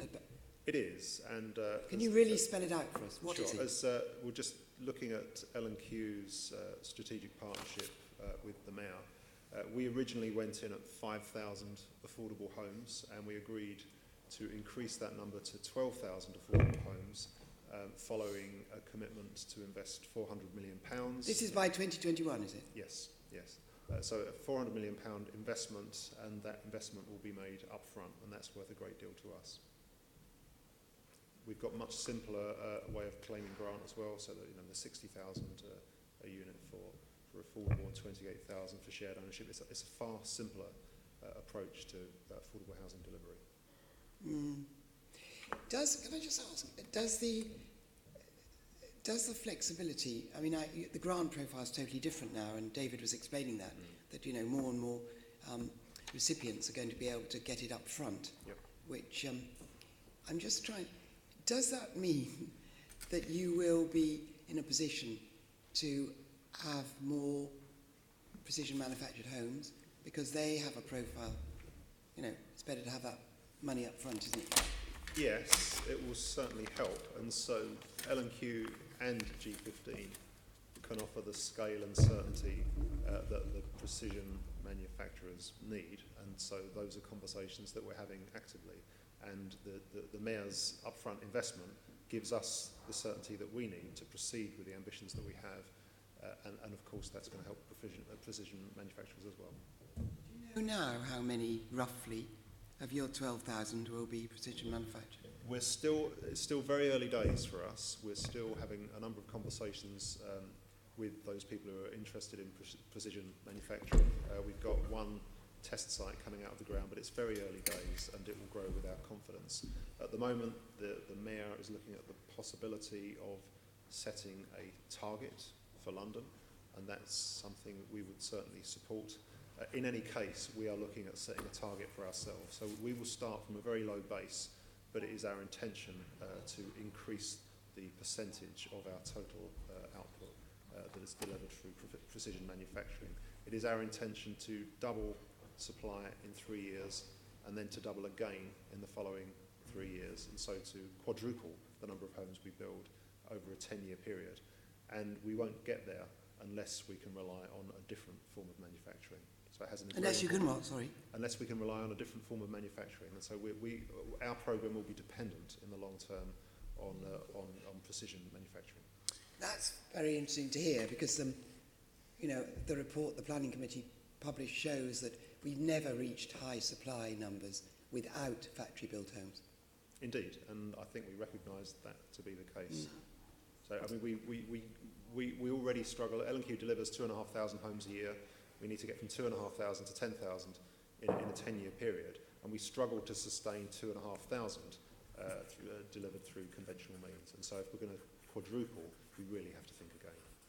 Interesting. How many of the 12,000 homes are going to be 1 or 2 bed? I don't have those figures, but I can send it to you afterwards. I think we'd be interested to know. Yeah, we would. And To the point Andrew was making. yes, and I have looked at the London plan figures for the affordable housing programme, and very little of the allocation appears to be going for family housing. And is that? I mean, you must have some rough ideas, David. Well, it's going to our delivery at the moment is based upon the negotiations we have at the planning stage with local authorities, and we will deliver what they need. And as David says, there's always going to be a bit of a tension between the overall number of homes that are needed, the percentage of homes that need to be affordable, and the distribution between 1, 2, 3 and 4 beds. And so there is a negotiation that goes on. But we're keen to deliver what London needs, and we'll do our best to do just that. Can I just ask you, what is the profile then of the very high numbers of 1-bed flats? Who are the clients? I mean, who's going into them? Well, it will typically be... Because it's a new build. This is not, estate regeneration where you do downsizing. So what? Well, it would typically be whoever the local authority allocates, and it would be typically a single parent family or possibly a couple.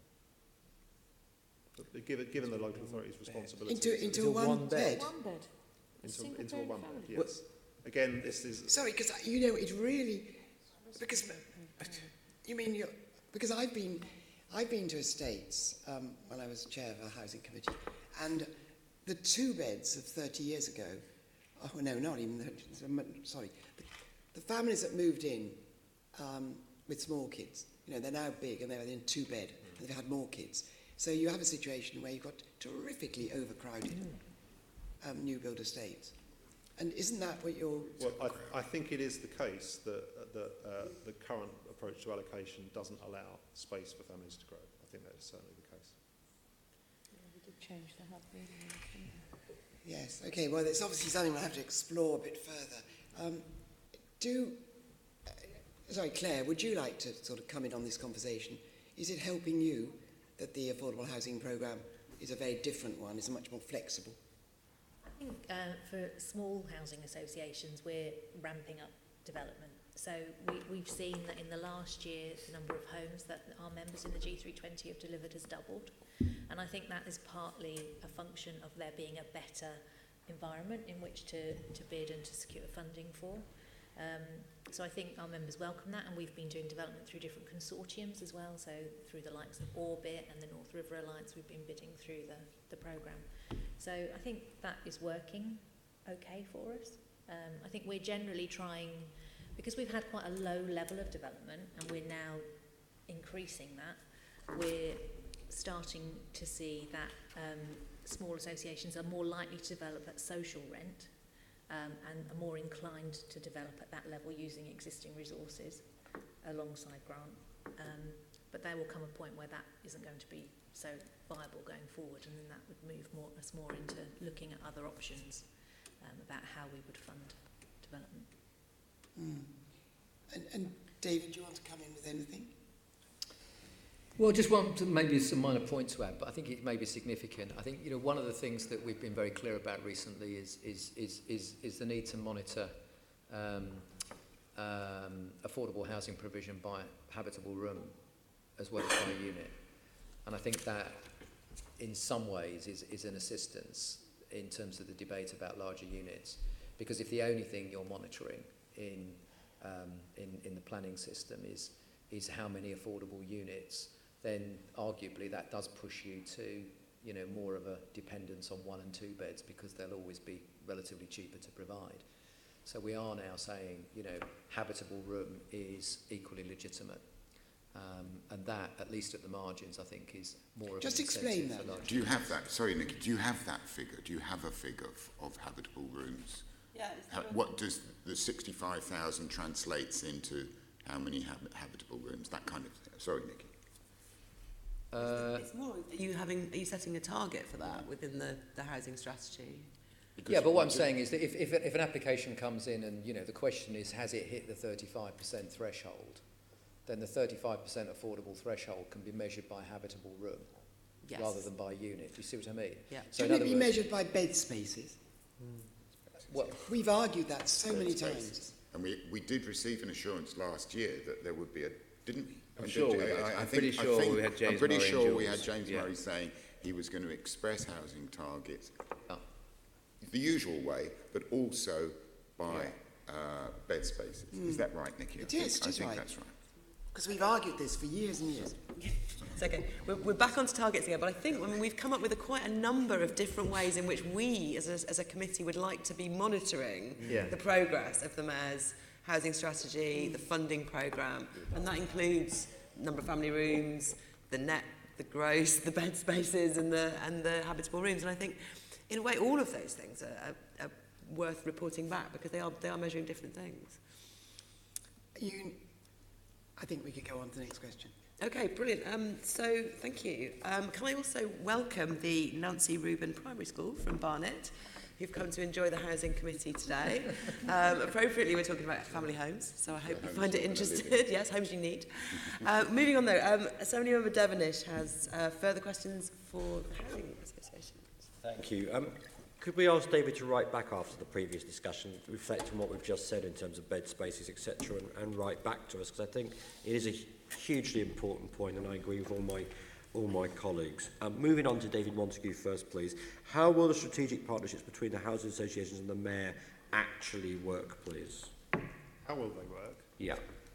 Well, already we're working together, I think, in a very different way, and so and a lot of it is, it's not contractual. It's about the tone of the relationship, and so just as the mayor was elected, he asked us to sign a pledge. This is G15, and that pledge was to set aside our differences and to work together to achieve a step change in housing supply in the capital, and that caused some debate at G15. But we all signed up to that pledge, and it was from that point that we started to discuss this idea of a strategic partnership. If we were going to work together and deliver a step change in housing supply, then how would that be done? And so we said we needed more investment, we needed greater flexibility, we needed to work in a more strategic way, and we'd also like a place at the table at Homes for Londoners Board. The mayor delivered all of those things, and therefore put the ball back in our court, and we had to deliver more. And so you will see in this most recent funding round a 50% increase in the commitment of G15 towards the delivery of affordable housing. So the big picture, that's the way that it's working. Just looking at the way that it's actually working on the ground, L&Q in partnership with the mayor has committed to 20,000 homes, of which 12,000 will be genuinely affordable using the mayor's definition. Of that 20,000, about half are on identified sites and coming out of the ground, and the other half we will work together to secure. And so we are no longer in the situation where we will point to the mayor and say, give us the land, and the mayor will point to us and say, we haven't got it. We'll work together to acquire the sites, to get those sites through planning and into construction. So it's a very different approach. We sit around the same table, we make the big decisions together, we will succeed or fail together, and that feels very different. So you're basically saying you've got the money, you've got the land, and you're culturally working together. A lot of people, you'll be aware in the industry, are quite cynical of whether you'll make the step change in the time frame. You're talking about building 50% more affordable houses than previously.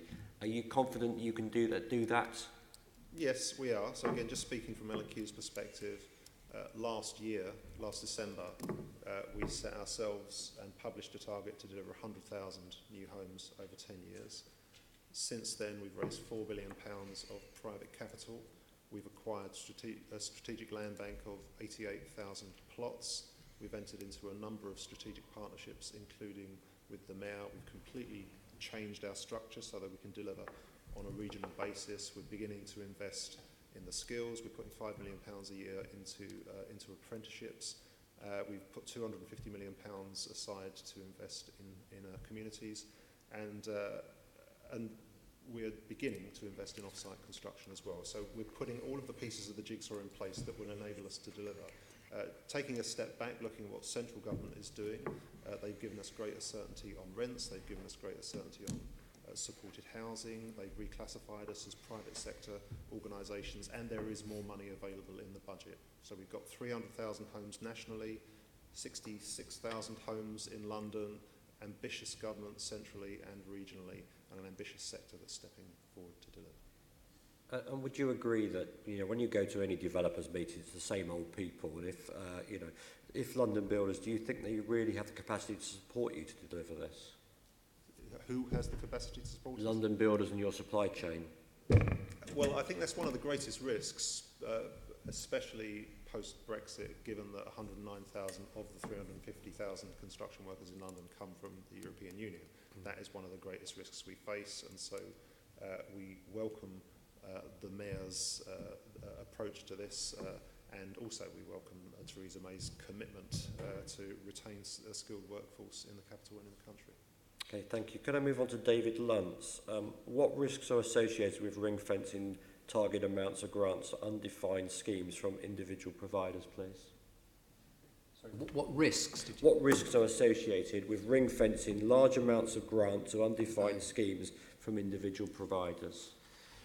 Well, I guess the ultimate risk is that we won't get the homes delivered. But I think, you know, it's a risk that we've calculated is well worth taking, because I think without the approach that, you know, David's just described, we could be certain that the appetite for the sort of stretch targets that we've managed to secure simply wouldn't be there. You know, it is a challenge to assemble sites and deliver schemes at scale in London for all the reasons that we've been discussing this morning. So whatever support we can give up front and work together in that collaborative way that David's described and we were discussing earlier is the way to, if you like, de-risk the programme. So ultimately, you know, that money is allocated to partners in return for a pledge to build those stretch target homes. If those stretch target homes are not built, then clearly we'll recover the money. But we think it's already paying dividends, and we certainly would be struggling to have any kind of credible programme to deliver 90,000 affordable starts unless we took this approach.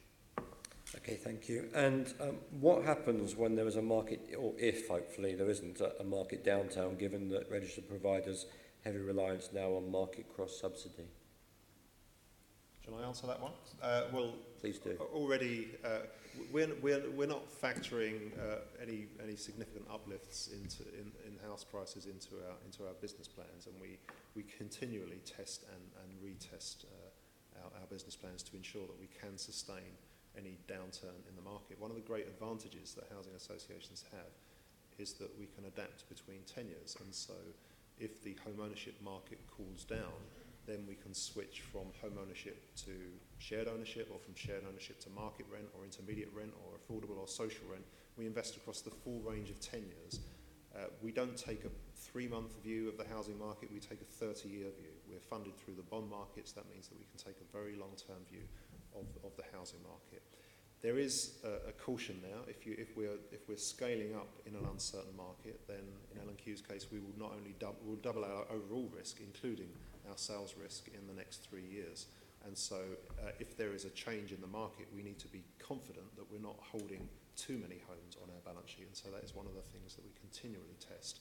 If government and the Mayor are serious about supporting a significant step change in supply, then we think that there is a case for using the money that is available in a more flexible way. And so we can still support homeowners to achieve that home ownership aspiration. But in the event of homeowners not buying, then we would like to take that same funding in order to support sub-market rent, shared ownership and other affordable products. Okay, thank you. I was going to move on to Clare Norton. I know, Clare, you wanted to start with an opening statement and some new research you've just undertaken. Just wanted to outline to the committee that we've actually done some research in the last couple of months amongst our members, as your papers were a little bit out of date. So we're just about to publish this. About 40 of our members took part, and most of them have a development programme in place. This year we've developed about 2% of our stock, so just under 400 units amongst those members, which is quite favourable really, and we've doubled that amount of delivery over the last year, so that's useful. And about 2/3 of those members are also, in the same way that David was talking about, are keen to sign up to a development pledge as well. So some of the areas that we need to work on as part of the G320, so our umbrella body, is trying to make sure that we can bring in the right level of expertise to assist small housing associations a bit further down the line to help with that development, and then increase that delivery further. So we've seen a real step change, I think, is what I'm trying to say. What more could the Mayor do to support smaller associations to build more? I think there's good moves afoot. There's commitment in the strategy to freeing up small sites, and there's a new initiative around developing small sites and a small sites portal that small developers would be able to bid for.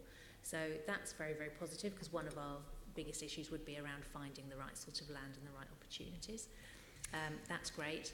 And we're also looking at how we can work with partners as well to help us to develop the right sort of infrastructure that we need as small associations as well. So, for instance, we'll talk to L&Q, we're going to talk to the GLA about the sort of support that we would really benefit from, which is going to largely be around having development expertise within our organisations and bringing forward those sites and those development opportunities. I think another thing that's also fair to say for smaller housing associations is that quite a large proportion of small associations focus on care and support, probably a larger proportion than the larger housing associations. And that environment is very tricky to operate in. And so the housing strategy does focus in part on supported housing.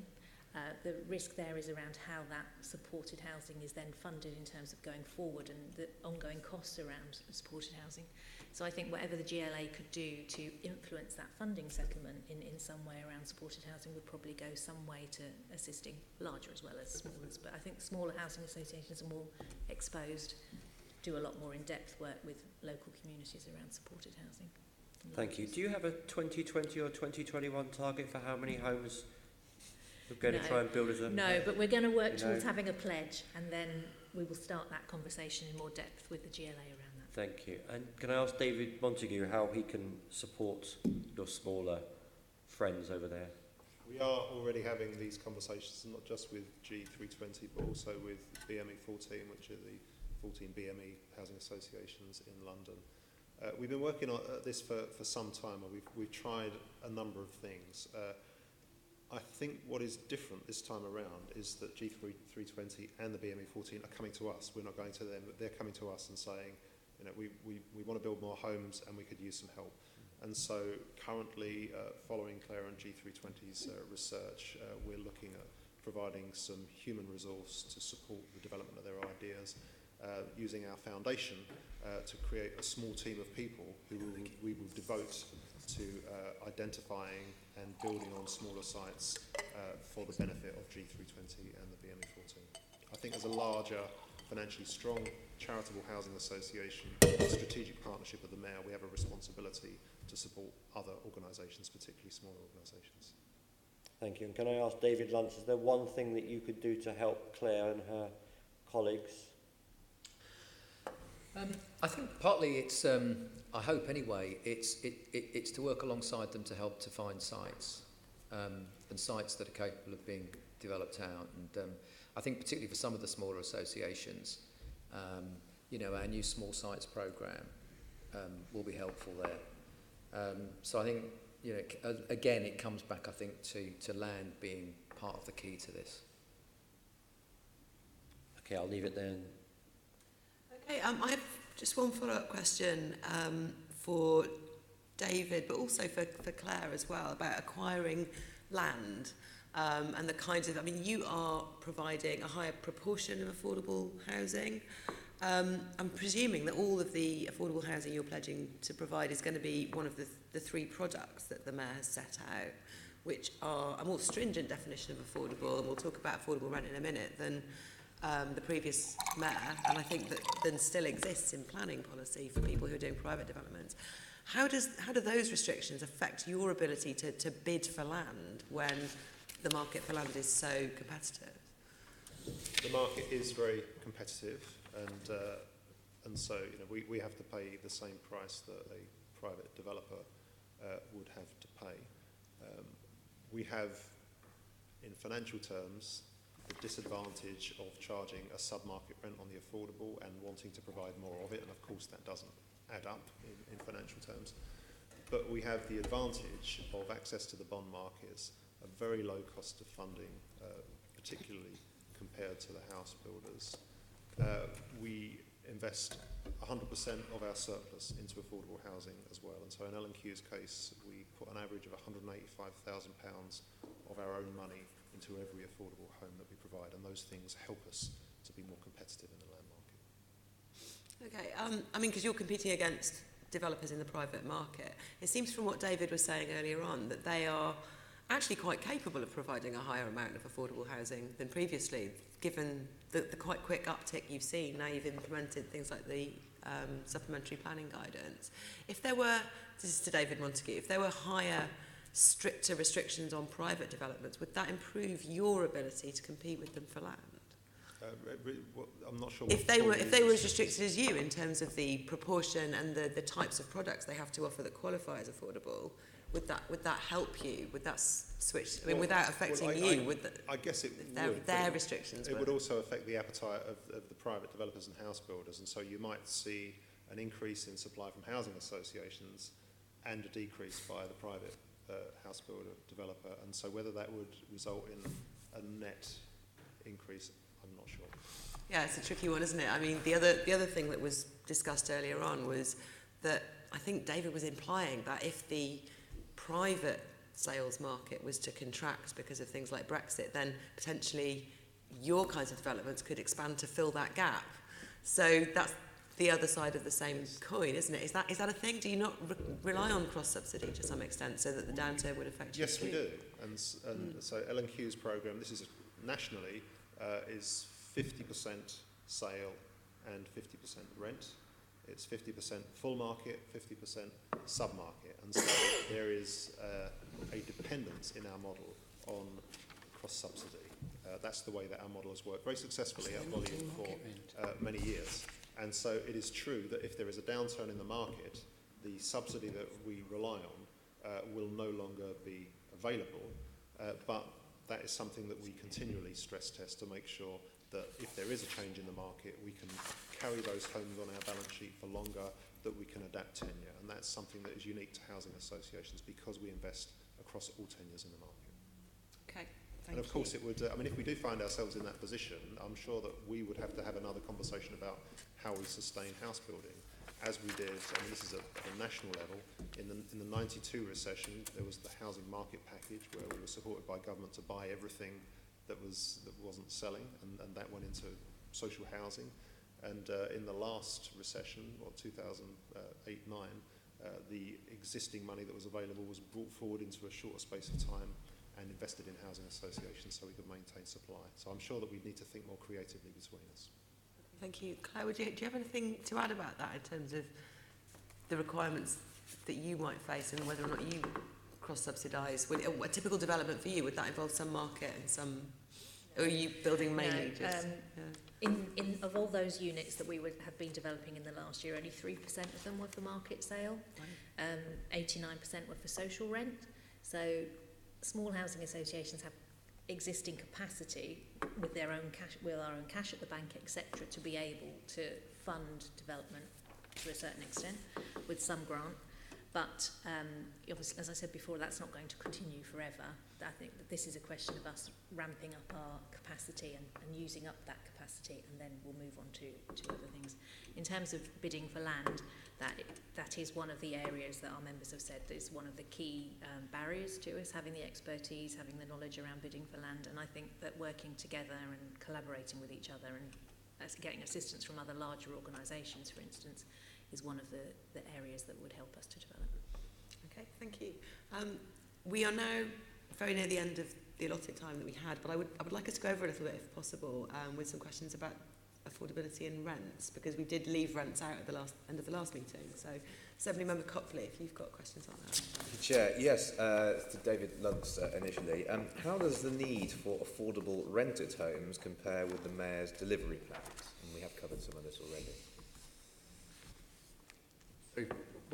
How does can you repeat the question, The Tom? need for affordable rented homes compared with the Mayor's delivery plans. Oh, I see.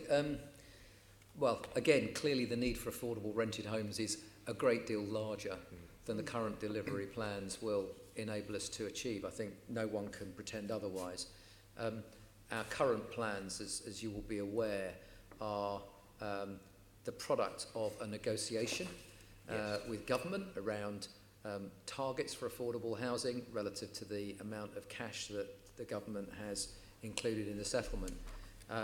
The Mayor made the case very strongly for a more affordable rent product that would A, be genuinely affordable, and B, would be quite distinct from the previous affordable rent product in London. And that's reflected in the settlement, and it's reflected in the new London affordable rent tenure. So we've negotiated a position where 31,500 of our 90,000 target are for affordable rents, at London affordable rents, that is. and the remaining 58,500 is for intermediate affordable home ownership products. Turning to the London affordable rent, first of all, I mean, that when it was announced, it's described as benchmarked at social rent levels. Yeah. My understanding is the government wouldn't let you have social rent, but, would allow you to do something similar with affordable rent. What does benchmark actually mean? Well, London affordable rent we derive from, you're right, I mean, at the time, of course, the government was unwilling to fund traditional social rented housing. So effectively what we've done is create a London affordable rent, which is something they are willing to support on terms. And the way that we've established the rent formula is that we've taken the formula rent cap, which is used as part of the way to define social rents, if you like, the kind of the target rent cap. And then what we've done is said that we will set that at the formula rent cap level for 15-16, and then we'll uprate that at CPI plus 1% for each year from 2016. So it's effectively using a very similar formula to the one that's used for social rent calculations, but with a 1% increase year on year. I mean, it is higher than the average for social rent, I believe, but it's within what you might call the envelope. Is exactly? That right? It's within. It's capped at the higher range of that envelope. If you can cap an envelope, if you see what I mean. Yeah. So we use a very similar formula, and we arrive at a rent level which is broadly similar to a social rent level. It is not a social rent as such, but it is within that range, and the metrics that we use are very similar to the social rent metrics. What about length of tenure? I mean, are you able to offer full security of tenure and limited tenancies as previous social rents, or are you limited to 5 years, or is this up to the housing associations to decide? No, the rents that apply to London affordable rent are exactly the same rents that would apply to social rents. But in terms of length of tenancy and things like that? Yeah, well, they'll be typically effectively fully secure tenancies. Fully secure tenancies, yeah. Okay. That's as distinct from London living rent, you'll appreciate. Now, within the other, so you've got the 30,000 or so London affordable rent, basically at social rent levels, and then you've got the 58,000 intermediate, which includes both shared ownership and London living rent. Yep. And the London living rent, I think, again, because of the nature of the deal that was negotiated with the government, is supposed to lead, or potentially lead, to home ownership. When will we know what proportion of that 58,000 will be for shared ownership and what proportion will be London living rents? Well, I think you might have to wait till the end of the programme. till closer to the end of the programme, obviously.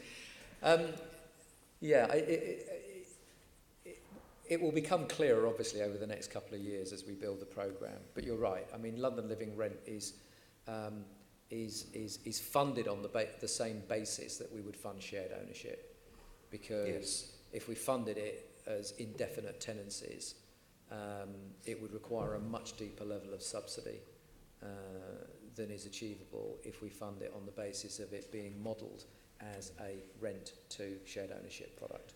Well, what happens? So there's obviously no compulsion on the people who end up renting a London living rent property to buy it. It's just something that's encouraged. How does the business model for it stack up if at the end of whatever it is, the 5 or the 10 years, I can't remember, the people in the flat can't or don't want to buy it? I mean, does it just carry on being a London living rent product, or would it be flipped to shared ownership?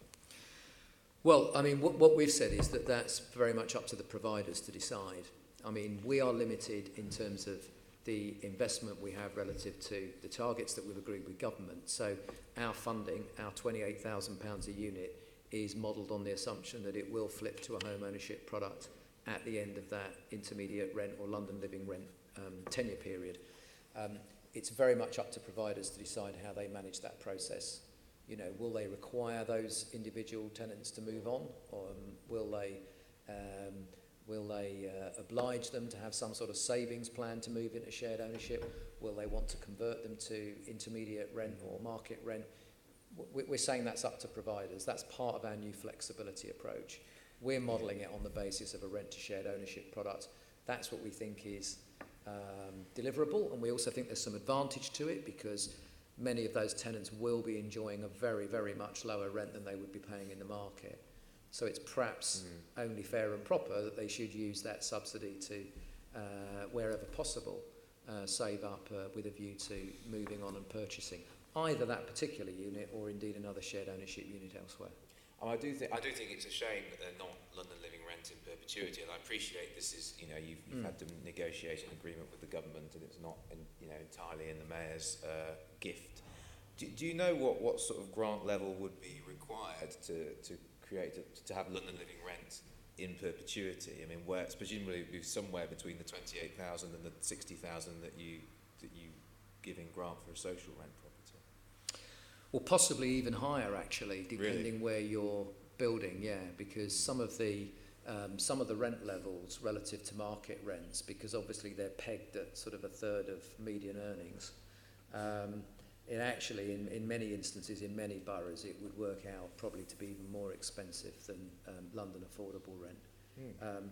So I don't quite understand how that stacks up financially. Well, because what we've done is we model it all by borough, because as you'll be aware, the London affordable rents are modelled down to quite a local level, because it's all benchmarked against median earnings and market rents in a particular locality.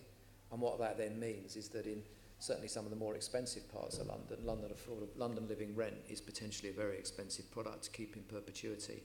I think the other point, more expensive than a social rented.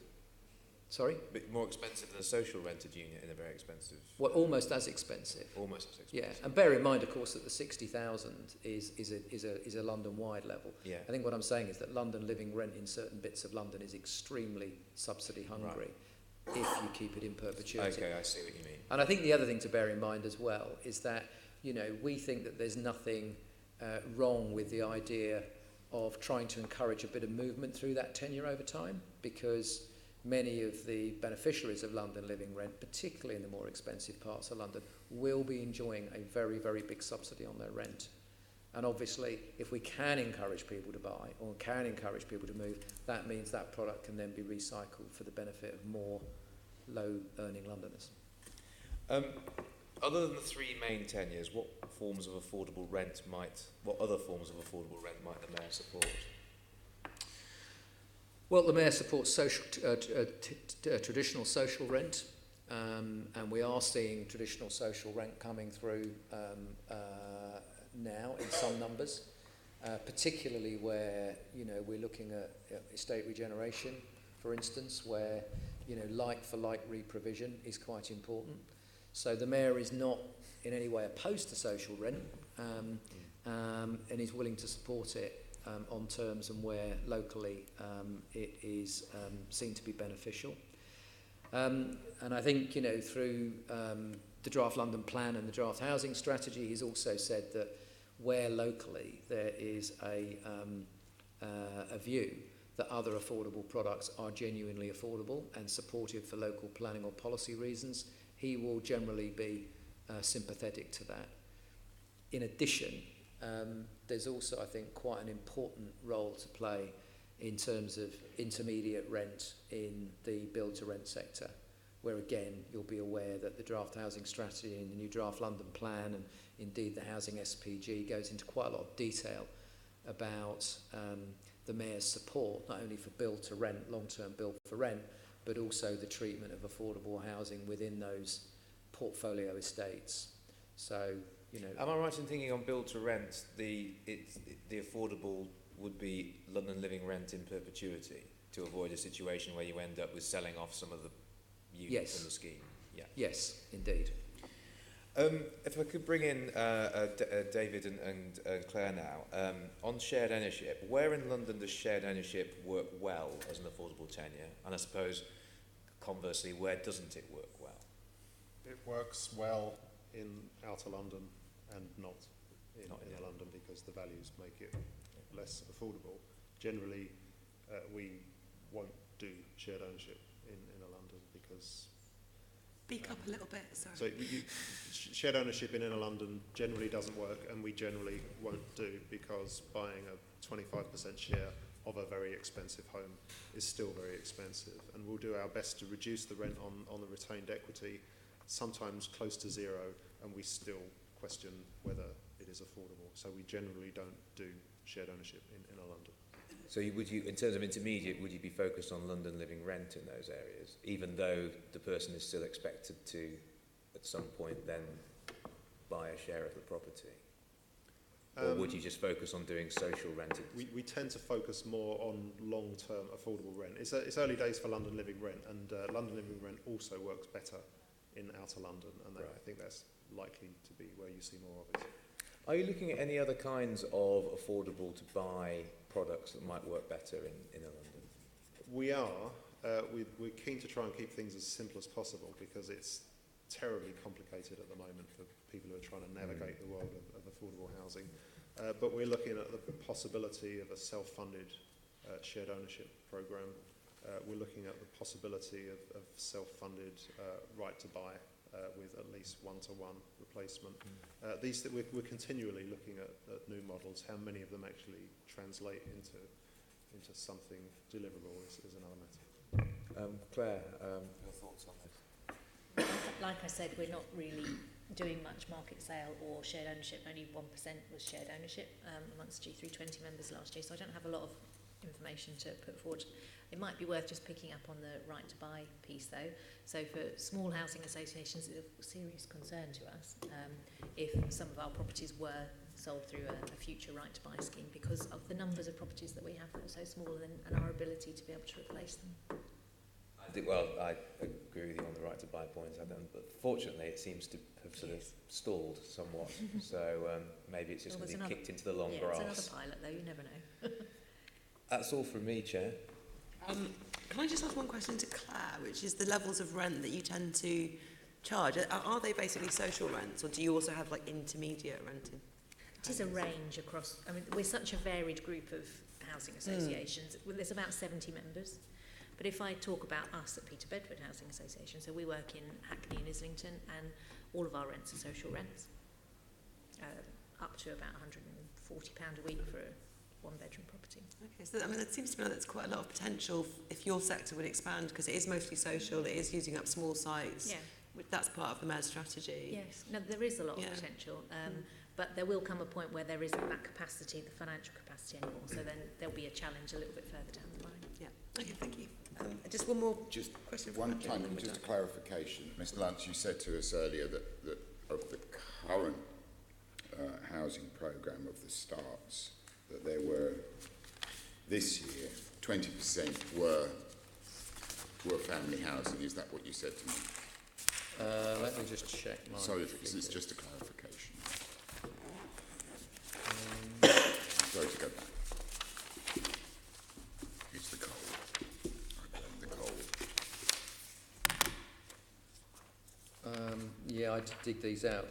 So in 17-18, so the current year, this is up to the end of October, because clearly we're only halfway through the year, it was 19%. 19, on starts. 19% at starts, but that's of the 570 figure, is that right? Yeah, yeah.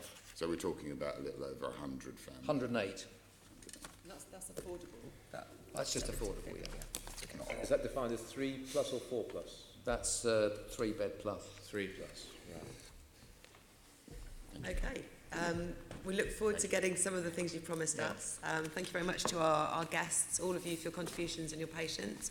We've got a couple more tiny formal items on the agenda. Can I ask the committee firstly to note the report on the discussion that we've had? Our work programme is item 7 on the agenda. Can you agree and the update to the work programme, and also delegate authority to me to agree the second topic of the 23rd of January 2018 meeting. In consultation with other members. In consultation with, it doesn't say here, but in consultation with it's not a dictatorship. group leads as well. It doesn't say that on my piece of paper. The date of the next meeting is the 23rd of January 2018. Merry Christmas. And there's no urgent business today, so Merry Christmas. Thank you very much. Very festive, Tony.